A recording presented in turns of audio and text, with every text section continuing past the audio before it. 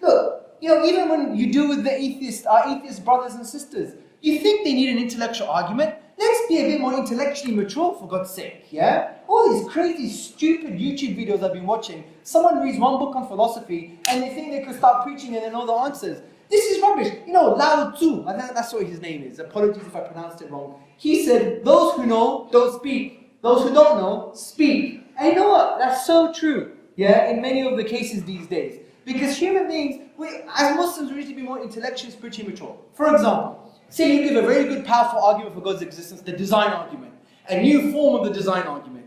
And the contention from the atheist is, but there could be a chance still that God doesn't exist. Then you talk to them about the difference between mathematical probability and epistemic probability, and you talk about all this rubbish that no one understands anyway, even you and them, right? So the point is, you're talking about these things, but then he still responds, and you still get this on YouTube sometimes, but there's still a chance. Now tell me, for God's sake, let's be intellectually, spiritually mature. You think this person needs another intellectual answer? That person has a psychosocial problem. But it's true. Because for life, for everything in their life, the epistemic bar, the criteria for knowledge is here. For marriage, for business, for education, for research, for work, for their profession, for kids, for everything in their life, the level of knowledge is here. But for God, and only God, is all the way there. Why the inconsistency? Why? You think they need another intellectual argument? Because there's something psychosocial going on. Maybe they need you to buy them a friggin' pizza. But it's true. And so many Muslims who think, oh yeah, give them an intellectual argument. Man, be intellectually mature, spiritually mature. I had an atheist come up to me. He was a Muslim, then became an atheist. He did quantum physics at university, Pakistani guy. Then he says to me, oh Hamza, your argument doesn't work because outside of the universe, causality doesn't exist, because there's no time, and for causality you need time, that kind of thing he was saying to me. And I said to him, hold on a second, I knew the answer. He had an empirical notion of causality. I could have showed him that causality is metaphysical, it's a priori, but I didn't go into that. I just said to him, what do you mean by causality? Which one of the definitions that even the philosophers haven't agreed on are you going to use?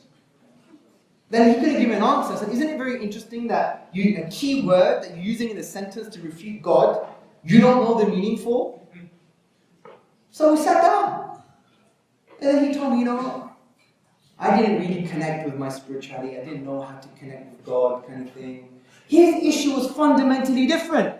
Another time, another atheist says to me, oh, good debate with Krauss, but I'm still an atheist. Oh, thank you, bro. How's your parents? And he sat down and he told me that he had a negative experience with his Muslim parents. You think everyone needs an intellectual answer? You think everyone's a robot? Let's be a little bit mature. You think you have to give everyone an answer? The one who thinks they have an answer to everything is an absolute idiot. Even God doesn't give you all the answers. He gives you questions. To teach you how to think. Allah says in the Quran, chapter 52, verse 35 to 36, did you come from nothing? Did you create yourself? Did you create the heavens and the earth? You have no certainty. Where's the answer? But He's giving you questions. Because if you ask the right questions, it will inevitably lead to the right answers if you're sincere. So the point is, we need to become more intellectually and spiritually mature to help awaken the truth within people. And that might not just be using rational arguments. It has a limit. It might be. But it could be just the experiential stuff. It could be the prayer. It could be that you were just a decent human being and they haven't found a decent human being in a long time. It could be many, many different things.